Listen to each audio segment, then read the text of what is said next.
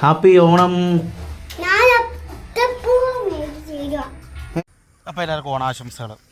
ഇപ്പം നമ്മൾ കണ്ടത്തിൽ നമ്മൾ പുല്ലരി പറിക്കാൻ വന്നതാണ്. പുല്ലരി എന്ന് പറഞ്ഞാൽ ഇപ്പോഴത്തെ പിള്ളേർക്ക് അറിയാവോ എന്നെനിക്കറിയാമല്ല. പണ്ട് നമ്മൾ മത്സരത്തിനൊക്കെ പോകുമ്പോഴത്തേക്കും ഇല കണ്ടിച്ചിടാൻ പറ്റത്തില്ല, ഇല ഇടാൻ പറ്റിയില്ല, അങ്ങനെയൊക്കെ വരുമ്പോഴത്തേക്കും നമ്മൾ കണ്ടത്തിൽ പോയി പുല്ലരി പറിക്കും. നമ്മൾ ഇഷ്ടം പോലെ ആൾക്കാരുണ്ടായിരുന്നു മത്സരത്തിന് പോകാൻ. കാരണം പുല്ലരി പറിക്കും. ഇതാണ് സംഭവം. ഇപ്പോഴത്തെ കുട്ടികൾക്ക് അറിയത്തില്ലെങ്കിൽ നമ്മൾ ഒത്തിരി ഒന്നും ഇല്ല, കുറച്ചൊക്കെ ഉള്ളൂ. അവിടെ ഇവിടെയൊക്കെ നേരത്തെ ഇഷ്ടം പോലെ ഇത് ഉണ്ടായിരുന്നു. ഇപ്പം വളരെ കുറവാണ്, നോക്കിയിട്ടൊന്നും കാണുന്നില്ല. കണ്ടില്ലേ, നമ്മൾ 2-3 പിള്ളേരെ ചോദിച്ചപ്പോൾ അവന്മാർക്ക് അറിയത്തില്ലെന്നാണ് പറഞ്ഞത് കേട്ടോ സംഭവം.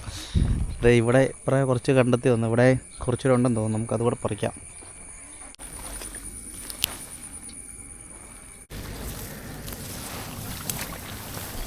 അത്യാവശ്യത്തേക്കുള്ളതായി, തൽക്കാലം ഇത്രയും മതി.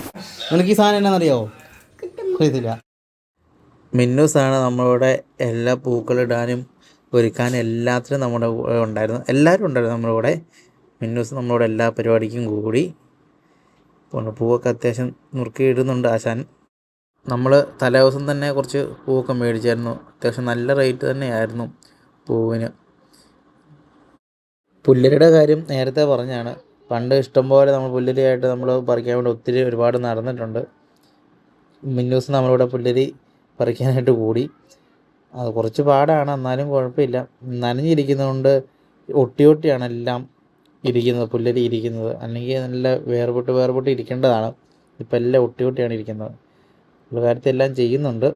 അത് നേരെ പൂക്കളിടാൻ വേണ്ടി നമ്മൾ വരയ്ക്കാനൊക്കെ തുടങ്ങി. പണ്ട് നമ്മൾ ഒത്തിരി വരച്ചുകൊണ്ടിരുന്നതാണ്. പിന്നെ നമ്മൾ ഇടക്കാലത്ത് പരിപാടിയൊക്കെ നിർത്തി.